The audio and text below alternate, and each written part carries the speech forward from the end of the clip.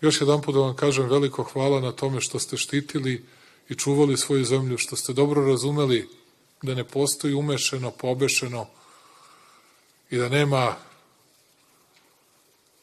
lakog života bez teškog i napornog rada i što podržavate državu i kada joj je teško i kada je spolja pritisnuta i kada je iznutra pritisnuta. Mi ćemo gledati da svojim napornim radom i dodatnim ulaganjem, meni ovo, ja mislim, u poslednje 3 godine 5. put da sam na teritoriji opštine Majdanpek.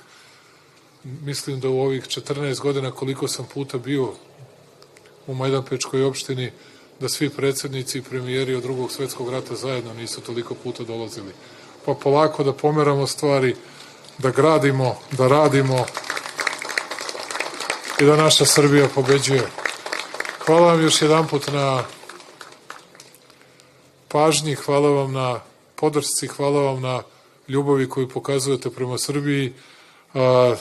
Mi ćemo gledati da vam radom, trudom, energijom i dobrim rezultatima uzvratimo. Živeo Klokočevac, živeo Majdanpek, živela Srbija. Hvala vam najlepše. Sve najbolje vam želim.